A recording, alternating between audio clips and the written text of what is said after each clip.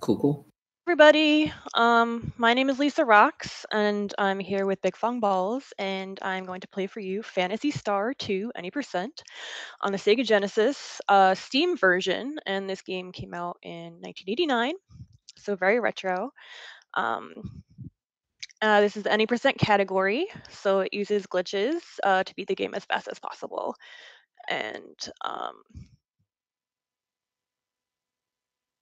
start the countdown, and then hand it over to Vic. So.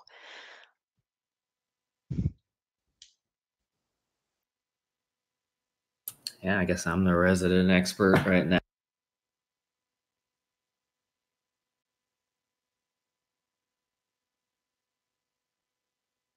Okay, new game.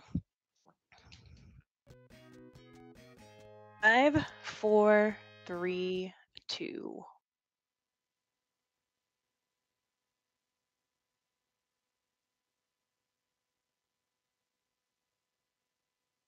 All right, cool. So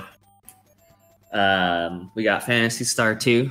It's one of the main ones in the mainline series. 3 is kind of its weird side-ish game, but 1, 2, and 4 kind of have direct connections to each other. So there's kind of references to the first one, and then we get started with our boy ABWX. And he's going to get his job from the governor and hit up his kind of cat lady waifu roommate friend. And immediately this game comes directly into glitching. So this is any percent. There is a glitchless category that's around 5 hours, but this is going to be done in less than 1. And so the first thing Lisa's going to do is empty Rolf's inventory and then hop into the bank, where she's going to trick the game into letting her open up Rolf's empty inventory. And that's going to open up kind of a phantom inventory, as you might be seeing soon or now, where she's actually highlighting items that are completely off screen.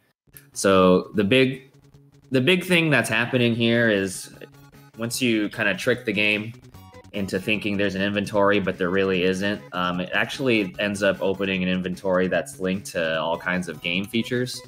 And so what she's able to do is scroll off screen. The last item you see on the second window here, or somewhere around, because I think there's a slight delay, is item slot 16. And she's actually going to be going into item slots 46, 56, 54, 42, and other things. And so what's really happening here is twofold. Item slots 46 and 56 are the ones that are used very, very often, especially 56. And Rolf's item slot 56 is directly linked to Nay's defense stat. And so what we can do with careful routing is that you can kind of switch around Nay's armors. Sometimes you can unequip something, sometimes you can throw something away, which actually changes the value differently, to manipulate her defense value. And every single defense value is then linked to something else. So if she has a defense, I'm just going to make up some numbers, of like 50, and then you pull from slot 56, which is linked to that value that happens to be 50 right now, item or value number 50 might then be linked to, Nay shot or something like that. And then she can actually pull that and put it in her inventory. And so what probably feels like a really kind of slow and boring part of the run, where she's just sitting in the menu over and over and over and over again, what she's actually doing is altering values for Nay's character, and then hopping into Rolf's phantom inventory and pulling from Nay's stats to get items out of the ether, if you will, and then put it in her inventory. So a lot of what's happening right now is her pulling either very useful items like a Moondew out, or a Visiphone, or she's pulling out key items like blue card, yellow card, Nay shot, things like that. She's going to be in the item shop, and then she's also going to sell a phantom item. It's a Laconia helmet, to get some money, and then this money is also going to last her the entire rest of the run. From there, she's going to buy a few basic items, 2 telepipes and 4 escapipes. just to be able to warp around, because there's not going to be a lot of leveling up. Rolf eventually gets abilities to warp around, but that's not really going to be happening. So, and now she's just going to leave. So ultimately what happened there was 1 of 2 rounds of glitching stats. A little bit, not a lot, that'll happen later. But what she did was she pulled out a lot of key items. And so I'll be kind of dropping those as they happen, when they happen. In the meantime, there's certain triggers that need to happen, as well as she needs to fill out her party. And so this is something you would do casually too. As soon as you started moving along, you would absolutely go to the first town, Arima, so that you can pick up Rudo. So the way this game works is every new town you visit, you can then go back to your own home and you'll have a new party member. So by just quickly entering this town, you can set up that trigger to get the next party member. Here, it's just a nice little trick. I didn't know till speedrunning that you can actually enter the tube from the side, so that actually saves a lot of steps. And then she's going to move on. One of the key items she glitched is a person.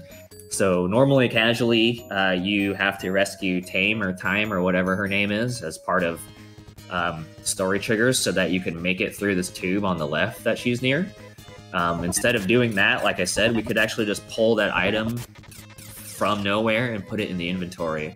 And so instead of having to do the dungeons, you can actually skip the dungeons, because the only thing you care about is having that item, even though it's a person, in the inventory.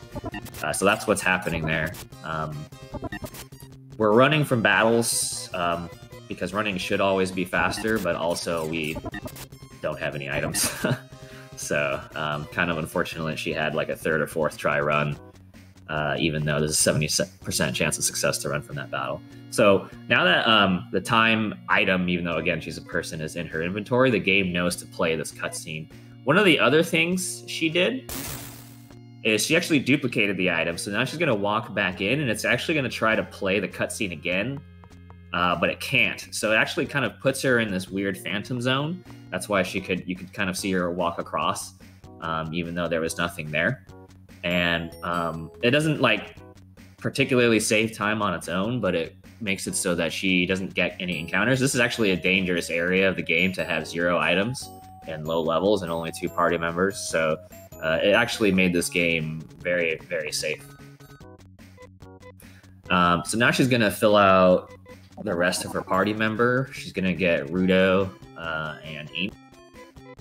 And it's not so much that like you have to have party members to progress in this game, but you do.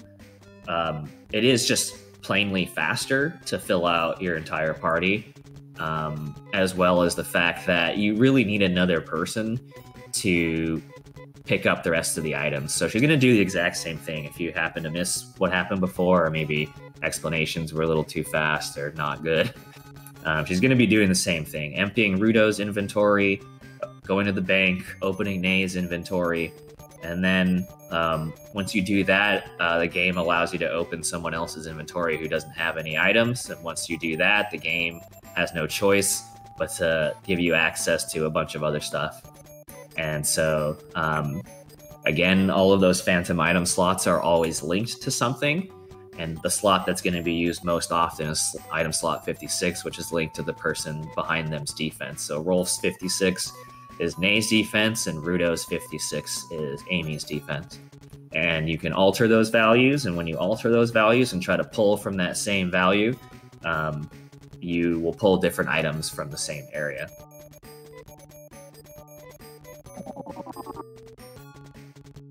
And so we're about to hit the second round of glitching. The next thing that's going to happen is Lisa's going to fill out her inventory. There's just a few other items she needs. There's a couple, or actually I guess one piece of armor she has to buy, and then she has to buy weapons for her ladies. So now that Rolf's and Rudo's inventories are glitched, they're actually, you don't have access to them. They can't, let's say, normally equip items. There's workarounds and things like that. But so it's really just the ladies that you're worried about. So she's going to equip the bars on Ney. It's the only thing Ney will need. You might be able to see their defense values are kind of effed up. And that's kind of on purpose. And yeah, so the next thing that's going to happen is you may wonder why Rolf's name is ABWX. That's not like some weird meme or anything that Lisa's trying to do. It's actually part of the glitching. Item slots let me think here, 21 through 24 are actually item slots that are linked to Rolf's name. And again, remember the item slots are also connected to a specific value. So what she's doing is actually pulling items from Rolf's name. That's why you see that his name changed from ABWX to like a weird Tetris block. Because you're actually pulling values from her name and pulling items from, his name. And so ABWX has to happen. I believe there's one other combination that works, but it's specifically that. So that way in slot 21, which is linked to the first letter of his name, A has the value that matches with like Ney helmet or some crap. I don't remember.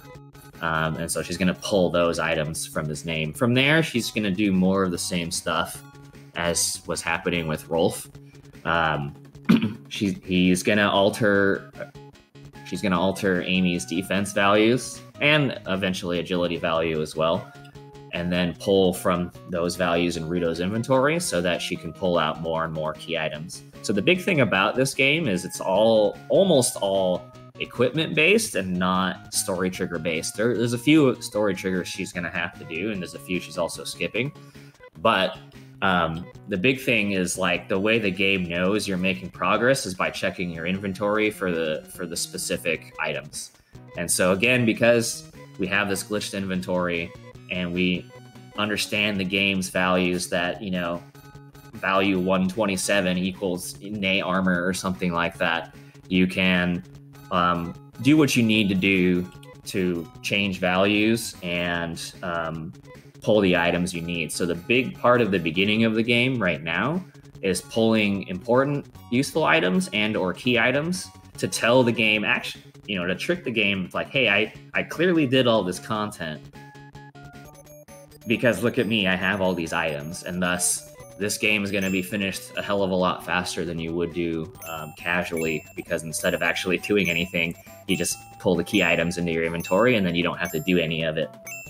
So the last bit of menuing and glitching that's going to happen here is this buying. And so remember that you don't really have access to Rolf and Rudo's inventories because they're glitched, but their inventories technically do exist. And so what she's doing is she's filling up their garbage inventories with antidotes. It'll be purely antidotes for Rudo and a combination of antidotes, dimates, and escapipes for Rolf. Because these items have values too. So a lot of it's in its own way kind of garbage, but like ultimately what she's doing is she's setting specific values to stats. Remember that Rolf's and Rudo's inventories are linked to Ney's and Amy's stats respectively. So just for example, as she unloads antidotes onto Rudo's inventory, she's actually setting a value for every item slot, and those item slots affect Amy's stats. So what she's doing right now with antidotes specifically is setting a value of 5,140 to every single slot that she puts an antidote in. So eventually this is going to give Amy 5,000 experience. It's going to give Amy 5,000 HP. It's going to give Amy 5,000 strength, 5,000 defense, 5,000 agility, all that. Rolf's is a little bit different because there's a combination of things and not just straight antidotes. But the point is that now their stats are all messed up, and this is how she's going to be able to complete the game having not done anything. And then she gets a super early battle. So there's really two components to the speedrun. Really, really, really good menuing. Getting through all that glitching really, really fast. And then from there, it's really just battle RNG. So she does still have to do certain things. And so there's still a couple of parts of the game she's going to have to do. And right now, the first thing she's going to have to do is get the jet scooter. It's not because the jet scooter itself is super necessary, but the dams are, and you need the scooters for that. So the big thing, as mentioned in chat, is no, there is no way to warp straight to the end of the game because you're still working within the confines of the game here. So the problem here is the only way you could warp to the game is by having a very specific item, which is the Nay Sword. And unfortunately, on the American version, there is no way to pull that item, and you have to get it the old-fashioned way. On the Japanese version, it's actually much shorter. There's also a credit warp, so an even shorter version. But even on the Japanese equivalent to this, you can actually pull the Nay Sword and then warp directly to Lutz or Noah, and then directly to the end of the game. But unfortunately, on the American version, you have no choice but to get there. Not really in the old-fashioned way, but you do have to go through some parts of the game. Okay, so on the previous battle, you kind of saw the end result of having 5,000 everything. So the reason why Amy gained 1 billion levels because one of those antidotes set a slot for 5,000 experience. That's a lot of experience in this game. Yeah, so if you open the menu correctly as you take a step, it will not, as long as you do it correctly, it will not increment the step counter. And so you can, there's definitely a lot of tech, well, maybe not a lot, there's some tech to it that Lisa's not really doing, but the idea is that when you open the menu, it essentially doesn't count as a step towards an encounter. And so there are situations where it's useful to pop into the menu a bunch of times to try to push off an encounter until later, or even maybe skip one through the next transition. Typically, you only want to do it as long as the camera isn't panning, because if the camera's panning, it actually slows you down. It it forces you to pause until it pans, and then it'll let you keep going. Which is slower than getting encounters in many occasions. So you really want to do it only when the camera is not going to pan. But in plenty of situations, you can string 3, 4, 5, 6, 7 what we call menu steps in a row, in order to kind of help stave an encounter off. Lisa really only does it every now and then. So, it's hard to say how much it's going to help her, but, you never know. Not everyone can be a world record holder. There's always learning involved in the speedrun. Yeah. Something new every time. For sure. So, but yeah, it's obviously a decision she's gonna make. So getting kind of back to what I was saying, at this point in time in the game, it's really twofold as to what makes this run quote unquote fast. Is knowledge of encounters and just general encounter luck. Because even though she's really, really, really strong, it's still like if she were really, really lucky and got 0 encounters every screen, obviously that's going to be really fast, whereas every encounter is going to slow her down. And so first and foremost, you're really hoping that you don't get into a lot of encounters, because no matter what the encounter is, obviously it's just going to slow you down. From there, there's some general knowledge needed for which encounters are runnable and which ones are not. And so as she's in an encounter with Fire Eyes and a Fang, she may decide that perhaps the Fire Eye run rate is not super great and may want to fight it, or she may try to risk it. It really just depends. So there's a number of encounters where you have a 60 or 70% chance, depending on which enemies are there, to run away, and typically that's what you're going to do, is you are going to attempt to just run away from those, and you can lose those rolls, as many times as the game wants you to, but obviously you're trying to play to the odds.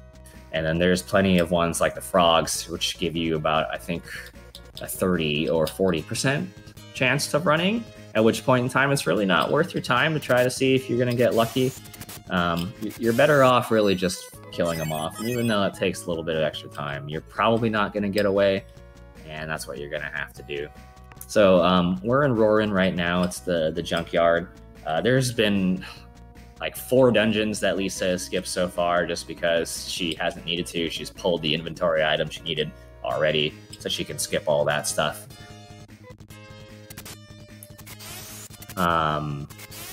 Yeah, exactly. And so the key here is she's getting the jets. So one of the very few legitimate game story triggers that has to happen, because we can't warp straight to the end of the game, are the closing of the dams. This happens, you know, well into the game after you've handled the monster problem in this game that we completely skipped. And yeah, and there's one big trigger we've skipped too that I'll hold off on because it's got a pretty big effect on what the speedrun looks like. But in the meantime, because the dams are only accessible via the jet scooter, that means this content has to be done. And unfortunately, the jet scooter is not an inventory item like vehicles typically were in 1 and 4. It is something that she has to have access to on the world map. So the only thing you have to do is talk to this dude at the end of the dungeon and then leave. He's like, hey, I'm going to show off my jet scooter. Do you want to see? And you're like, yeah, cool.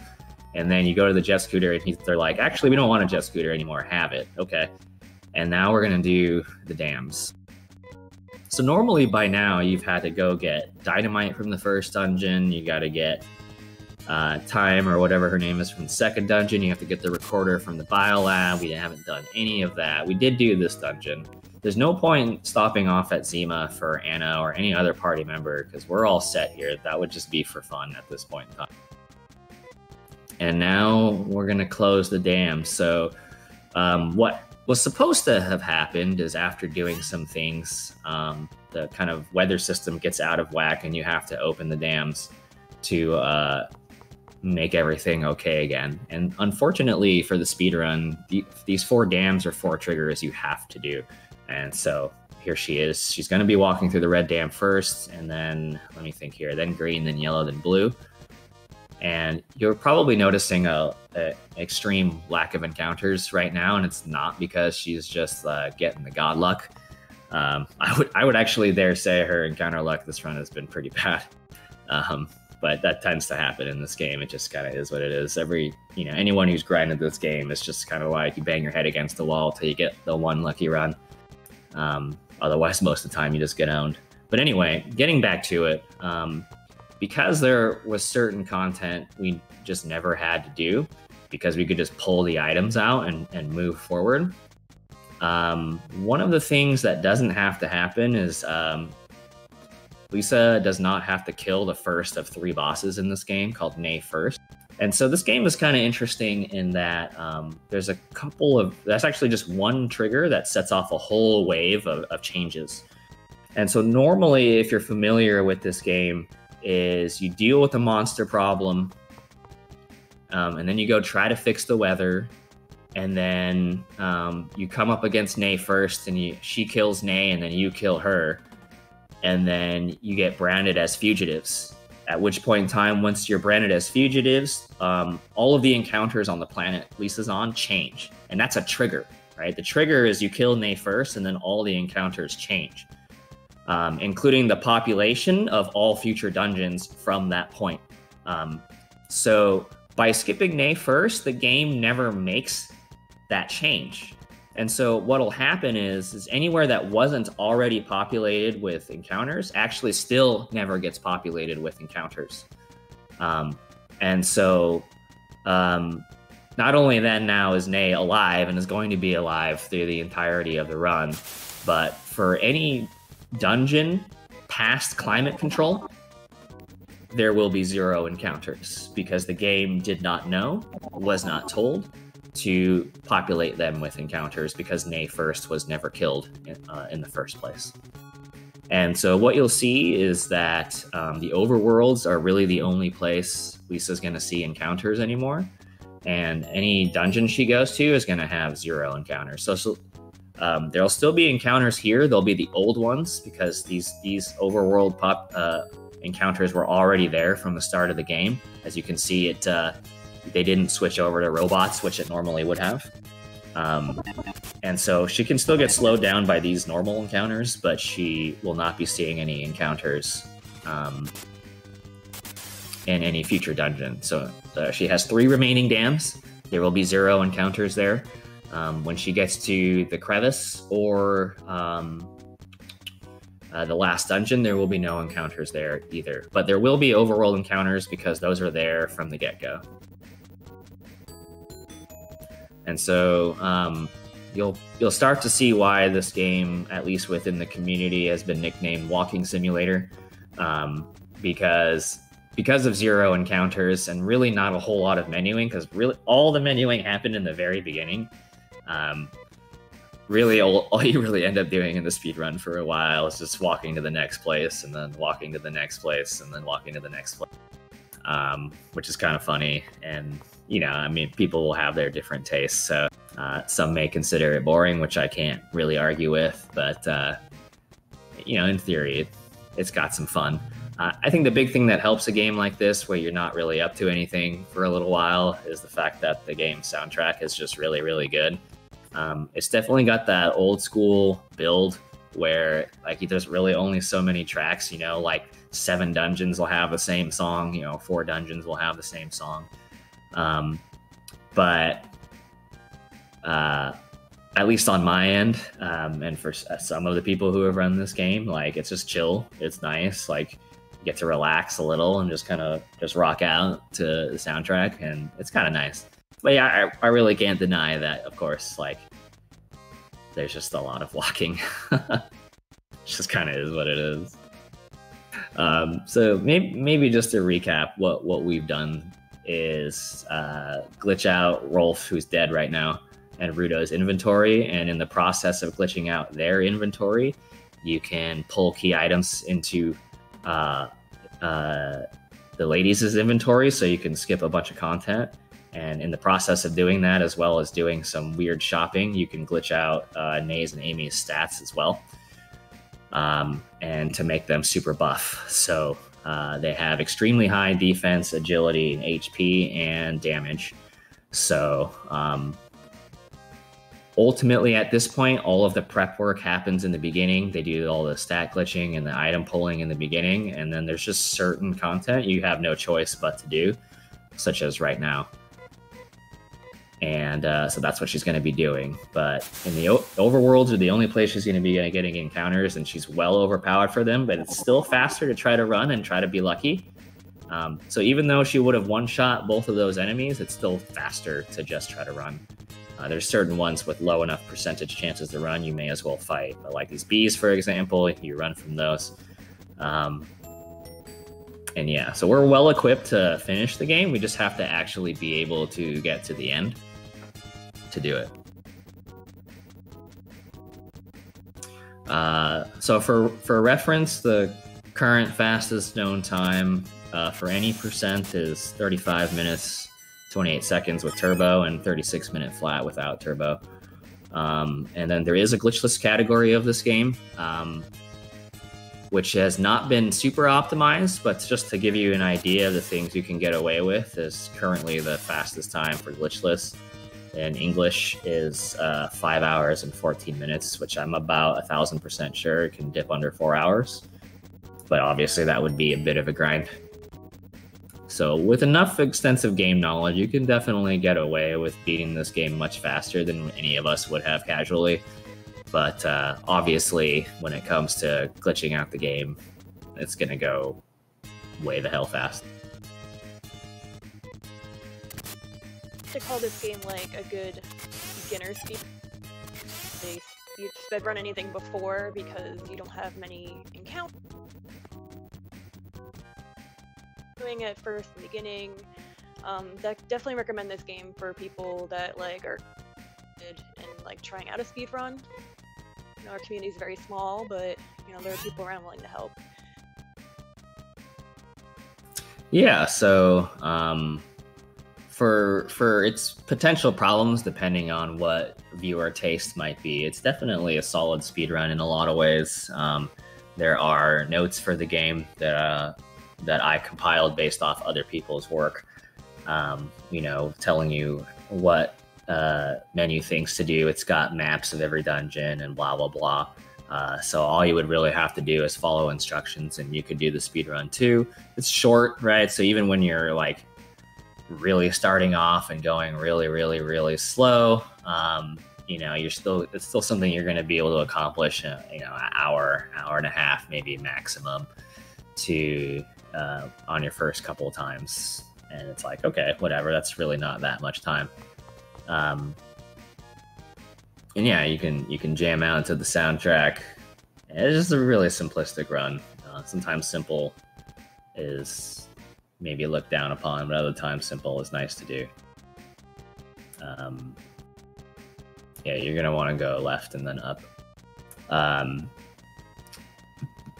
But yeah, it's just a nice solid run. Really, all you have to learn outside of all the menuing. So the menuing's probably the hardest part to get used to. But from there, it really just becomes like learning dungeon layout, and you can do that slowly because I have all the maps prepared for you.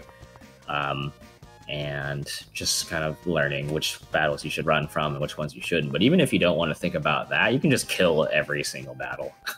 You know, like, it's slower to do that, obviously, but like, that's how I started off. I just killed everything because I had no idea. So whatever, it's kind of open in terms of what you want to take on. Really, the only strict part is the menuing has to be done a certain way in the very beginning, or else things don't work. But other than that, pretty simple. So we're on the third of the 4 dams. The dams are in a way meant to be in a certain order, just because the encounters get harder as you do the certain sets of dams. Like, for example, the green dam, which Lisa did second, has the toughest encounters. So on, and the red dam, I believe, has the weakest ones. Although, you know, this game is pretty well known for kicking your butt. But when you have no encounters to worry about, then like, you may as well just do them in whatever is convenient geographically,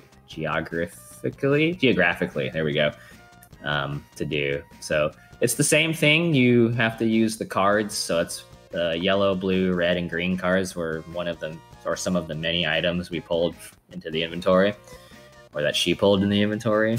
And you have to use the card to get into the dam, and you have to use the card to open up the dam. You can hear the sound of the water opening, I guess is what that is, and then move on. So there's one more dam, and then we'll be able to progress the story.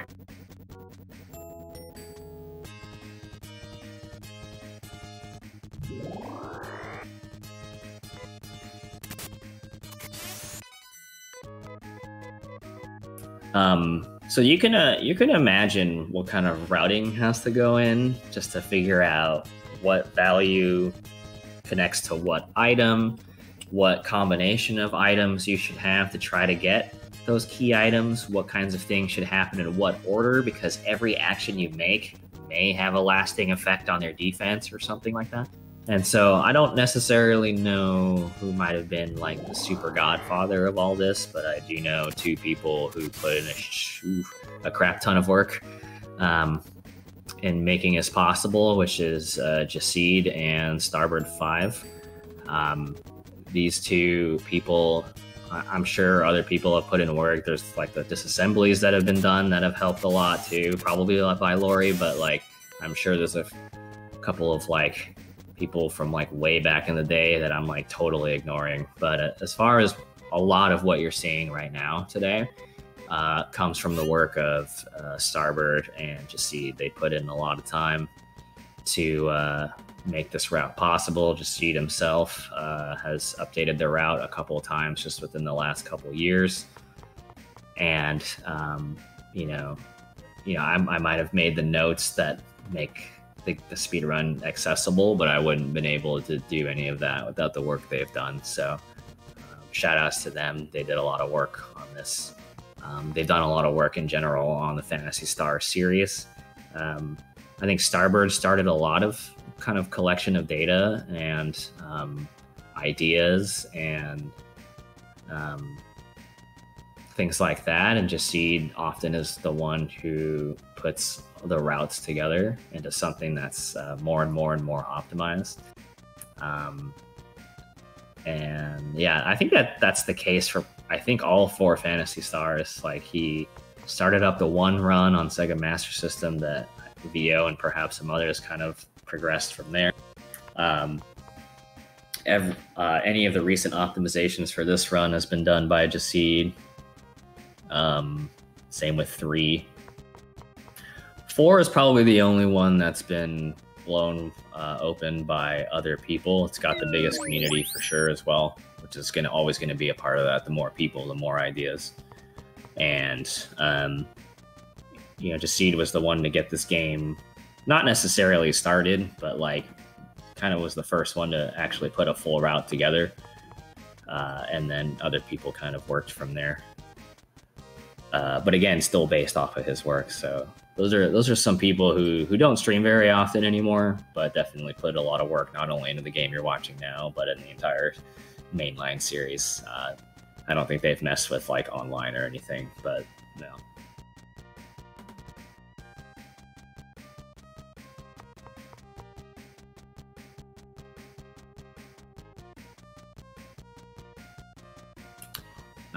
There's other content Lisa could do if she wanted, but there's literally no point. It would just slow your speedrun down. There's a couple more dungeons we didn't do because you don't have to. There's like 5 other towns or something like that. She could visit and then get 5 new party members, but why? There's just really no point. The party of 4 is all you need. I think Starbird runs something like he calls 100%, which is still glitched. So it's really just an extended category of this game, where you're going to pick up every party member and get every item the old-fashioned way, but there's still half the dungeons won't have encounters, and 2 of his 4 party members will be all buff and stuff like that. So it's just kind of like, whatever you're into, but it doesn't like necessarily add anything to what Lisa's already done. You're kind of just doing the rest of the game, if you will.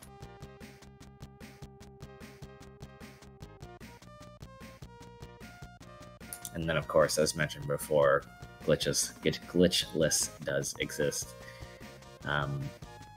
For people who may be familiar with this game, there's a lot less grinding that has to happen. Outside of a handful of pieces of equipment, most pieces of equipment aren't super helpful. It's really more about levels. And so there is a lot of, there's a fair chunk of grinding in the first like 2.5 hours of the run. Basically through Biolab, there is a lot of grinding to be done. To get some of your base items and to get HP levels that are meaningful. I'll get back to that in a sec. So no matter what the 4th dam is, it doesn't have to be blue, you will be ambushed by the army eyes. They finally catch up to you because technically you're being hunted right now. It's an unwinnable battle unless you quite literally cheat. And you soft lock the game anyway. And so the key is that on their last action of the 3rd turn, they will capture you. And so you just have to get there. The fastest way to do that is to try to run away every time. There is actually a 1 in 256 chance that you succeed in running away, even though you're not supposed to be able to, and then you'll also soft lock the game. But anyway, you could choose to fight him if you wanted. It's just slower. This dungeon has no encounters for the same reasons as discussed. It does have these little damage tiles. Otherwise, there's no danger. Here's my favorite sound in the game, coming or already coming or whatever. It's really, really, really obnoxious.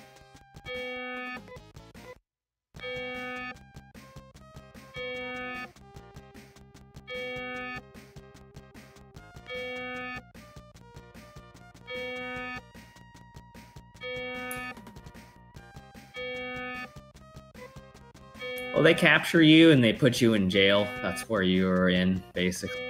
And then you escape the jail And as you escape the jail, you notice someone has set a course of the jail you're in. It's a satellite into a planet, which destroys the entire planet somehow. And then you get rescued by a space pirate named Tyler. And in the English version, they don't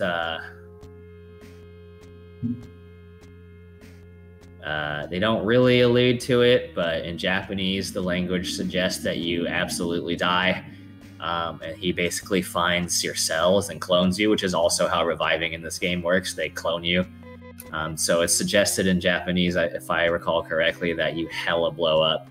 And then they scrape your cells off the debris and revive you. But in English, it's like, oh, we saved you. Oh, okay, cool. Thanks, Too man. violent for, late 80s. And so one of the funny things that happens, normally after you come back from Gyra, you play the next segment of the story. But because of not killing Nay first and not setting the next triggers, the game actually has no idea what cutscene to play. So it actually plays the beginning game cutscenes again. And because it plays the beginning cutscene again, you have to go back to your house and pick up your party members again. But yet the game is still progressible because of the triggers we set from the dams. It's really weird. And so we're still able to go to... So here we are in Skier. Skier would actually have encounters, because if you didn't know, Skier and the Dizo overworld are actually in the same map. So Skier actually counts as the overworld. And we used to have to do this part of the game as part of the run, until it was finally thought of that you could actually, if you take the time to pull the Visiphone and then use the Visiphone, which is an item that lets you save anywhere, it'll actually set your teleport point to Dizo Town. I forget which one it is. And then you get to skip all of Skier on it already, and that makes the run about a minute and a half faster. And so that's exactly what happened. You got to Skier, you saved, you telepiped with your last one, and now you're here. And then it's just a much faster way to get to the crevice. Lisa's probably going to get 1 or 2 or 3 encounters in the overworld, and then be able to move on. And so normally when you're in Dizo, you have to go to Esper Mansion through the crevice to be set on a quest. And then you have to leave, and then you have to go to 4 dungeons, at least 2 of which are god-awful. And then you'd have to come back. But remember, all the way in the beginning, we pulled every key item we could have access to in our inventories already. So now, as we approach Esper Mansion after we beat this dungeon, the Lutz will just be like, oh, cool, you have everything. Move on. And so, yeah. So at this point, this is the only dungeon we get to hear the song in the speedrun. This is one of my personal favorites. So enjoy. If you have any other questions in chat, feel free to let me know. I feel like I had to talk about a lot of stuff and I might have gone like way too fast, so just let me know. Otherwise, sit back and enjoy the rest of the run, which will probably be done in, I don't know, like 5 minutes or a little more maybe.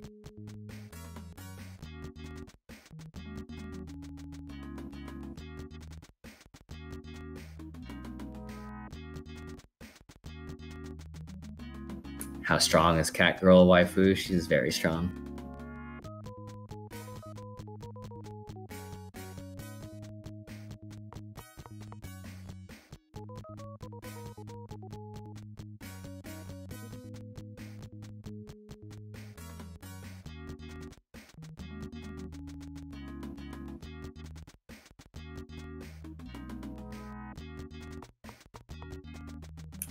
It's easy to miss 90% of this because it's such a short run, but thank God for bots.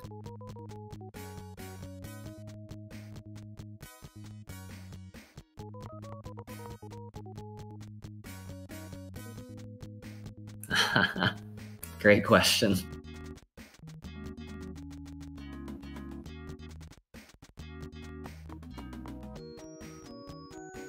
All right, so here's Esper Mansion.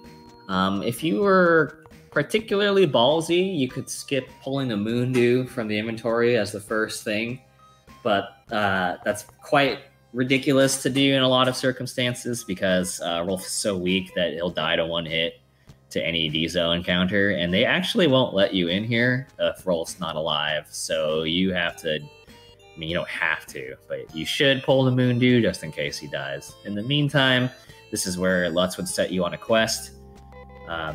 But we already did everything, quote unquote, did everything, so whatever. And we can just keep going. You could probably also by now hear that the sound is glitched. That's quote unquote normal. You need to only pause the game a couple times or a lot of times. And then the sound will reset itself once the conversation is over. So then you just talk to Lutz again, and he is like, are you ready to go? And of course you say yes, and he warps you to the spaceship Noah, where you will face off with the last bosses. What was I gonna say? There will be no encounters here either. This is the only dungeon you hear this particular song.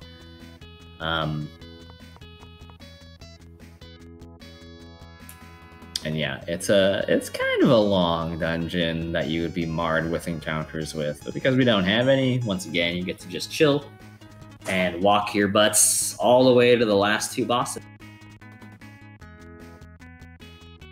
There are, I guess, technically 4 bosses in this game. May 1st is skipped. Army Eye is unwinnable, but technically is a boss and has the boss name. And then the last 2 remaining are Dark Force and Mother Brain. And so the big thing here is, like, first there's a monster problem, then there's a weather problem, then there's a, like, who's doing all this problem. And so finally we're getting to the end where you're trying to figure out the masterminds of like why everything is starting to go wrong. So when there's the monster problem, you find Nay first, and she's basically her and Nay are essentially quote unquote monsters. They were both created in a lab, and Nay first is kind of like rejected by humanity and lashes out. And once you kill her, you solve the monster problem. But then the weather problem comes up, and you set out to fix that. But you are branded as fugitives for some reason, and so you're fighting robots while you're trying to fix the weather. Then after you've kind of say you don't really quite fix it, but you set the dams in place, then you finally get an inkling of like, well, someone's doing something. This is really bizarre. This is not right. So then you get shipped off to Dizo, where you meet Lutz, and he'd be like, yeah, cool. So like, there's some dark entities at play, and you need to go figure it out. But first you have to find all these like mystical items, which are the Nay items, before you're ready. We didn't do any of that because we just cheated. And then once you have all those items, you're sent here where you figure out what's going on. So the first thing you find is Dark Force. He's in a chest, kind of like a Pandora's box type thing. So here's your boss theme. It's mostly chill. The last 2 bosses actually cover the entire top part of the screen, so you actually have no idea how much damage you're doing, but rest assured, Lisa's ladies are doing over 200 damage per hit. Dark Force is easily the trolliest boss in the game, although he's being very, very polite right now. He can do AoEs, which he's done twice, which is awesome. Or he can curse party members, like he's doing to Nay right here. You won't know until the next turn what the curse is. There's minor curses, which basically kind of alter your combat abilities, or there's major curses that keeps them from acting at all. So basically what Lisa got here is the most godlike Dark Force fight I've ever seen in my life.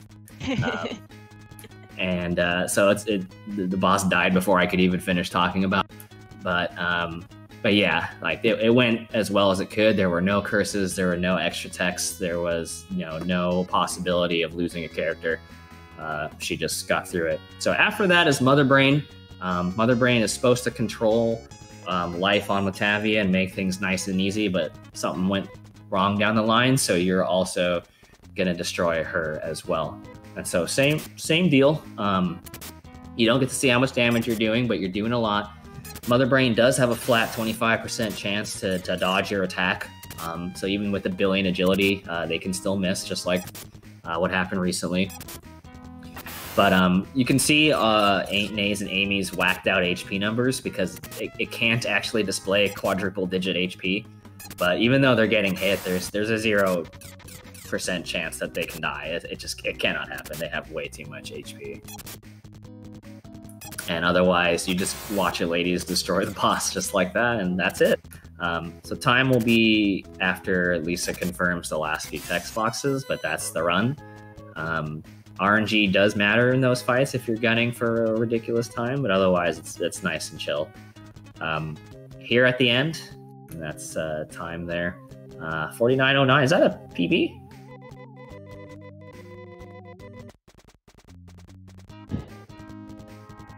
It might be. Anyway, so you figure out here in Noah, there's a bunch of Earthmen. They basically destroyed their own world and then live on a spaceship and are basically effing up the characters' world so they can take over. And then you fight them and everybody gets their time to shine. I don't know who these people are, but I guess we're around. And the ending is left ambiguous as to whether they survive or not. But yeah. There you have it. It's Phantasy Star 2, 80%. Glitch the game, get a bunch of items and massive stats, and then walk your way through the rest of the game to the end in less than an hour. Nice job. Thank you, everyone. Thank you so much for commentary. Thank you, RGL, for having me on your marathon. And yeah, if you have any questions about Phantasy Star 2, reach out. We have a Discord. Everyone's really nice. But yeah.